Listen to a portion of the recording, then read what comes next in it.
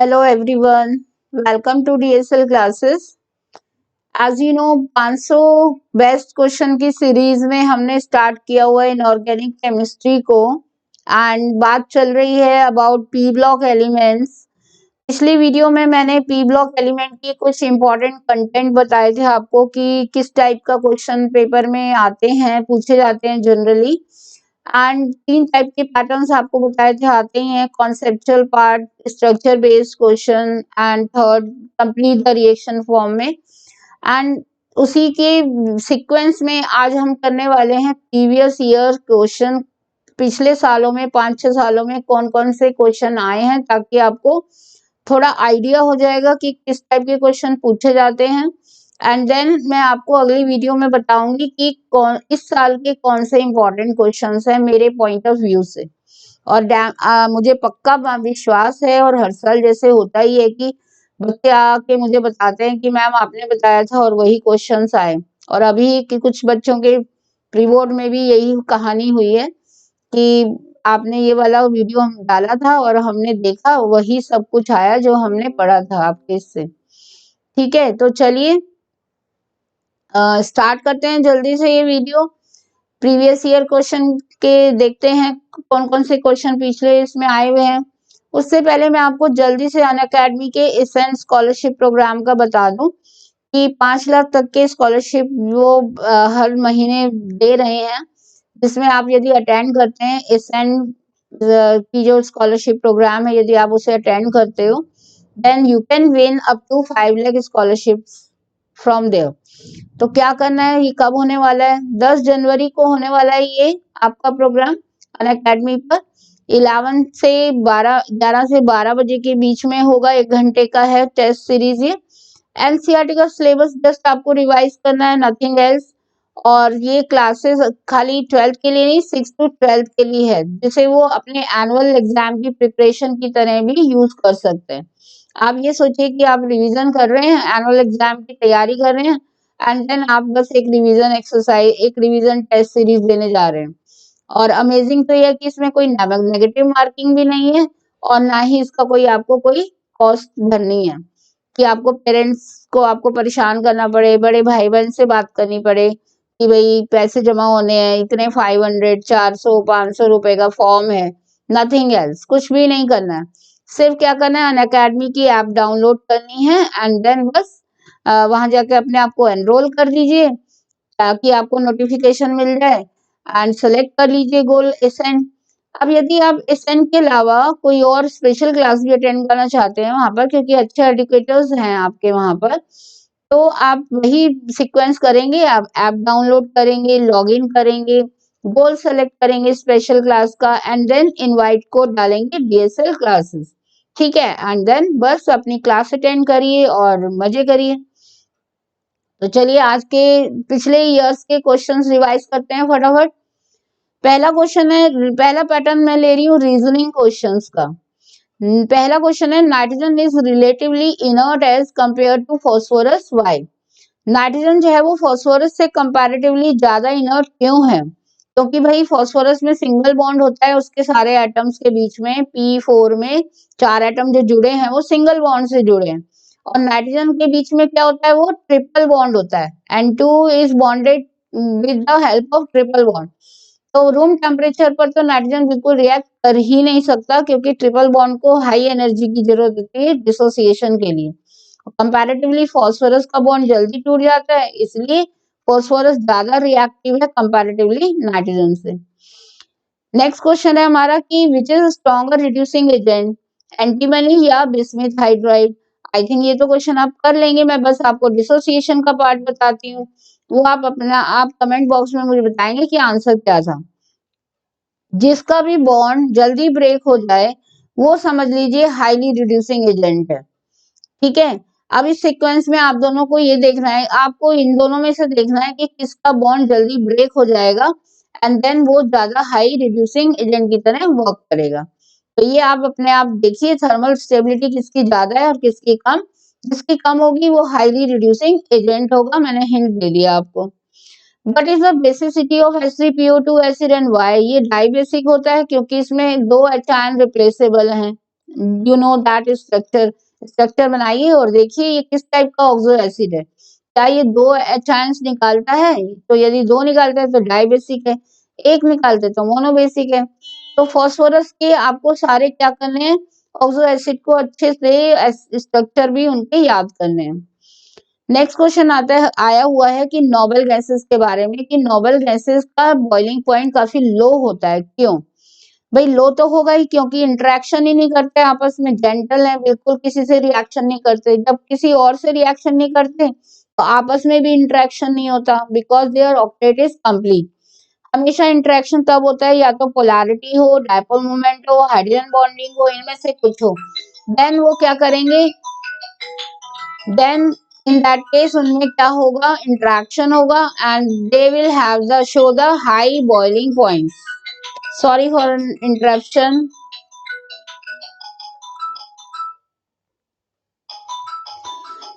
Next आते हैं question में जल्दी से।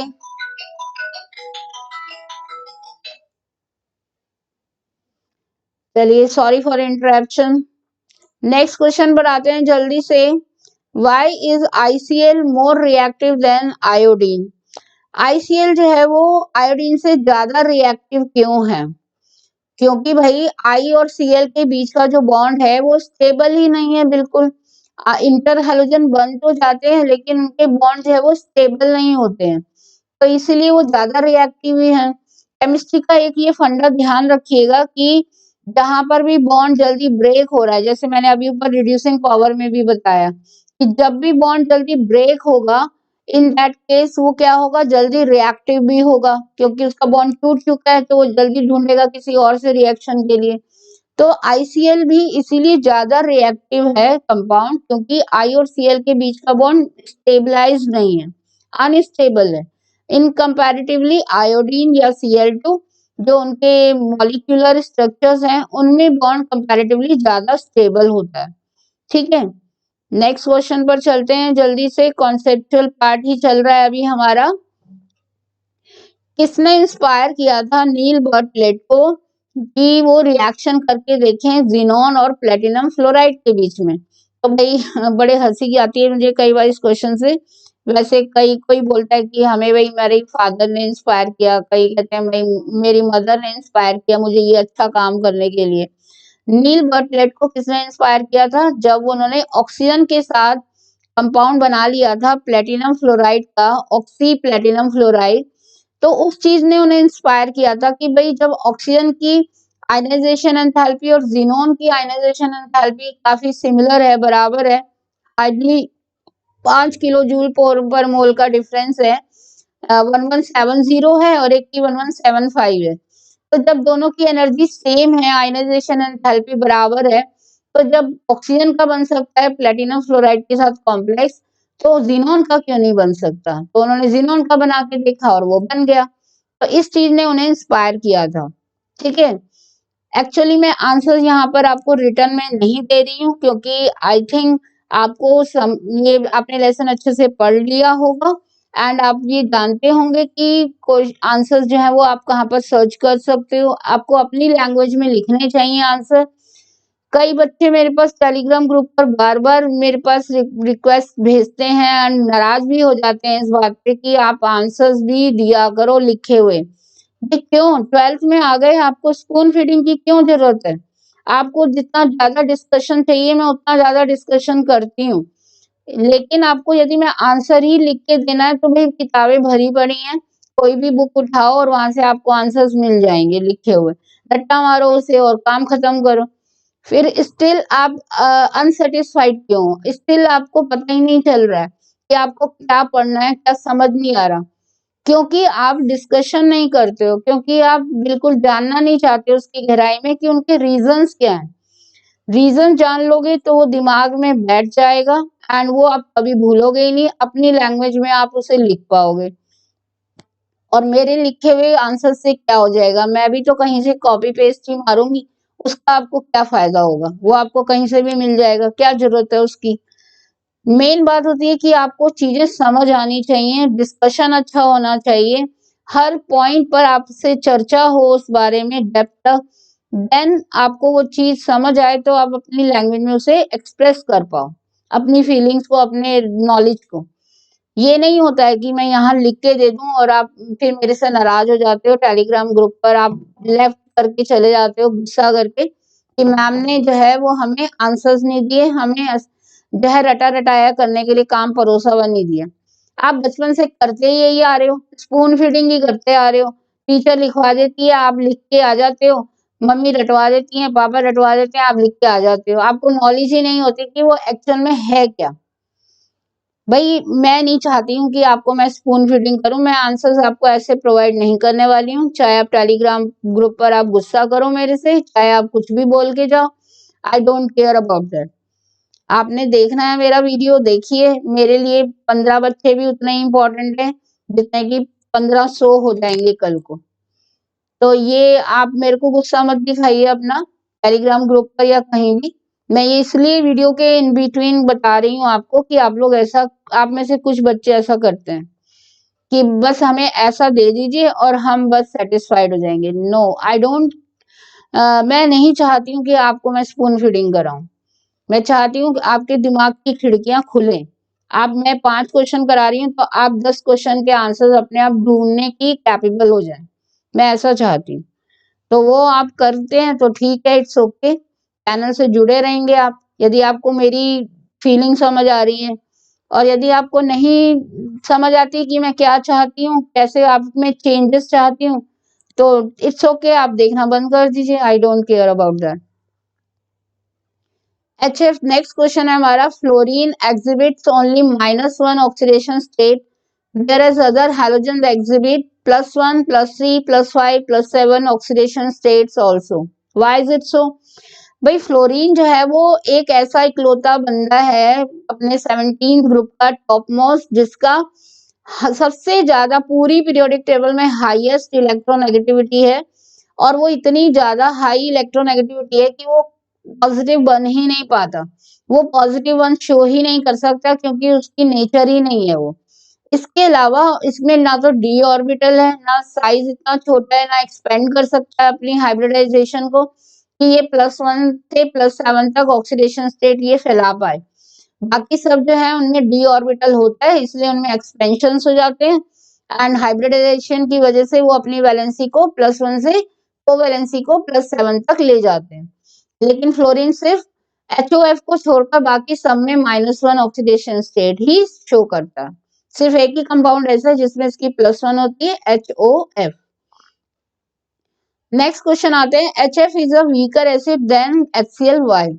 भाई HF वीकर एसिड क्यों है? अगेन वैसा ही क्वेश्चन है जो कि मैं बार बार आपको बता रही हूँ कि बॉन्ड डिसोसिएशन एंथैल्पी पर बेस करता है। यदि H और F का बॉन्ड बहुत वीक होता HI की तरह तो H बहुत जल्दी रिलीज हो जाता, इन दैट केस वो भी स्ट्रॉन्ग एसिड बन जाता है HI की तरह। लेकिन ये HCl, HBr, HI से सबसे वीक एसिड है। क्यों? क्योंकि H और F का बॉन्ड काफी स्टेबल है। H और F का साइज काफी सेम होता है, छोटे हैं दोनों, तो स्टेबिलिटी काफी अच्छी आ जाती है। HCl, HBr और सबसे ज्यादा जो स्ट्रॉन्ग एसिड है वो है HI, क्योंकि I का साइज इतना बड़ा है कि वो H के साथ बॉन्ड स्टेबल ही नहीं हो पाता और वो बहुत जल्दी H को रिलीज कर देता है। So that is a stronger acid and HF is weakest acid. Next question है कि भाई अमोनिया एक लुईस बेस क्यों है? अमोनिया एक अच्छा लुईस बेस है, as you all know that very well. एक अच्छा लुईस बेस और एक मतलब लुईस बेस होने में फर्क है। अच्छा क्यों है लुईस बेस? क्योंकि भाई ये बहुत जल्दी अपने इलेक्ट्रॉन जो लोन पेयर है उससे छुटकारा पाना चाहता है। यदि यहाँ पर मैं एक क्वेश्चन को ट्विस्ट दे दूं कि NH3 ज्यादा अच्छा है या PS3 ज्यादा अच्छा है, तो भाई PS3 और NH3 दोनों ही लुईस बेस है, लेकिन which one is better? Ammonia is the better one. Why? क्योंकि नाइट्रोजन जो है वहां पर उसका साइज है बहुत छोटा, छोटू सा साइज है, उसके पास जो एक्स्ट्रा इलेक्ट्रॉन पेयर बच गया है वो उसमें रिपल्शन कॉज कर रहा है, और वो उन रिपल्शन को कम करने के लिए क्या चाहता है कि वो लोन पेयर उसके यहाँ से चला जाए और वो उस रिपल्शन को ओवरकम कर ले, स्टेबल हो जाए। इसीलिए वो लुईस बेस बहुत स्ट्रांग बन जाता है। लुईस बेस का मतलब ही क्या है? जो इलेक्ट्रॉन अपना दूसरे को डोनेट कर दे दे, है ना? तो यहाँ पीएस यदि मैं कंपेयर भी कर इसका एक मॉडिफिकेशन क्वेश्चन ये पीएससी का भी आ जाए तो इन दैट केस भी अमोनिया ही ज्यादा बेसिक है, क्योंकि उसका साइज बहुत छोटा है नाइट्रोजन का, और वो अपने रिपल्शंस को कम करने के लिए उस लोन पेयर से छुटकारा चाहता है कि जल्दी ये जाए और उनके रिपल्शंस को जो है रिलैक्सेशन मिल जाए। ठीक है, तो पीएस3 में साइज थोड़ा बड़ा हो जाता है, वो अपने रिपल्शन फोर्सेस को हैंडल कर लेता है, तो उसमें उसको जल्दी नहीं होती लोन पर डोनेट करने की। तो नेक्स्ट क्वेश्चन पर आते हैं, why is fluorine a stronger oxidising agent than chlorine. अभी मैंने काफी क्वेश्चन एक ही पैटर्न के इसलिए उठाए ताकि आपको कुछ क्वेश्चंस जो है वो समझ आ जाए और याद भी हो जाए उनके आंसर। फ्लोरीन जो है वो एक स्ट्रॉन्गर ऑक्सीडाइजिंग एजेंट है, क्यों? ऑक्सीडाइजिंग एजेंट क्या होता है भाई, पहले ये ध्यान रखिए, क्लोरीन ज्यादा है या फ्लोरीन ज्यादा है वो तो हम बाद में देखेंगे। पहले ये ध्यान रखिए कि ऑक्सीडाइजिंग एजेंट कहते किसे हैं, रिड्यूसिंग एजेंट कहते किसे हैं।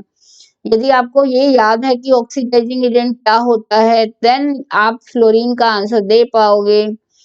ठीक है, यदि मेरा क्वेश्चन समझ आ रहा है कि मैं कहाँ पॉइंट कर रही हूँ, तो आई थिंक आप इसका आंसर भी समझ गए होंगे। तो नेक्स्ट पैटर्न मैं ले रही हूँ स्ट्रक्चर बेस्ड क्वेश्चंस का।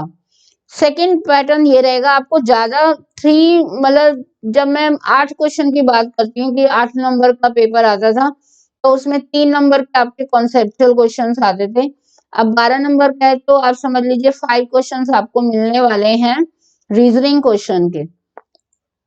एंड ऐसे ही 2 मार्क्स का पहले आपका क्या आता था, 2 मार्क्स का आपका मिलता था 2 या 3 मार्क्स का स्ट्रक्चर बेस्ड क्वेश्चन, और इक्वली 2 या 3 मार्क्स का आपका रहता था कंप्लीट द रिएक्शन। तो उसी में आप 1 ऐड कर दीजिए क्वेश्चन मार्क्स को। तो ये कुछ क्वेश्चंस हैं जो मैंने यहाँ बोर्ड पे उठाए हैं कि किस टाइप के स्ट्रक्चर बेस्ड क्वेश्चन आते हैं। Draw the structure of xenon fluoride, ये हम ड्रॉ कर देंगे, उसका नाम लिख देंगे। यदि 1 नंबर का जैसे ये क्वेश्चन है तो आधा नंबर आपका स्ट्रक्चर का होता है, आधा नंबर आपका उसके नाम लिखने का होता है। Draw the structure of bromine trifluoride, ये हमने इसका स्ट्रक्चर टी शेप बना दिया, नाम लिख दिया। ठीक है, ये इस टाइप से सॉल्व करने हैं। ज़ीनोन टेट्राफ्लोराइड, तो जितने भी आपको टीचर ने आपके बता ही दिया होगा कि स्ट्रक्चर आपको कौन-कौन से करने हैं, और यदि आपको गाइडेंस वो ना नहीं मिली हो तो आप प्लीज बता सकते हैं, मैं आपको बता दूंगी कि कौन-कौन से स्ट्रक्चर्स आपको याद करने हैं इनके लिए, इनको इस टाइप के क्वेश्चंस के लिए। एंड देन नेक्स्ट पैटर्न आपका ये वाला रहेगा, तीसरा पैटर्न जो मैंने कुछ बोर्ड के ये उठाए हैं क्वेश्चन प्रीवियस ईयर के। ये कंप्लीट द रिएक्शन इस टाइप से देखिए, 2-2 पार्ट्स आते हैं 2 मार्क्स में। 1 नंबर की एक रिएक्शन होती है जिसमें आपको ये राइट साइड पूरी करनी होगी, और इसमें आपको पूरा ही लिखना होगा, साइड प्रोडक्ट भी एंड बैलेंस भी करना होगा। यदि आप बैलेंस नहीं करोगे तो आधा नंबर बैलेंसिंग का कट जाएगा, और यदि आपने प्रोडक्ट भी नहीं लिखे तो नेचुरली क्या कटने वाला है, पूरा ही कटने वाला है। तो ये तीसरा पैटर्न ये है इसका। तो नेक्स्ट वीडियो में मैं अब आपको बताऊंगी कि मेरे पॉइंट ऑफ व्यू से इस साल के लिए कौन से इंपॉर्टेंट क्वेश्चंस हैं जो ई ब्लॉक में आ सकते हैं, 12 मार्क्स आपको पूरे गेन करा सकते हैं। तो मिलते हैं नेक्स्ट वीडियो में, टिल देन बाय एवरीवन।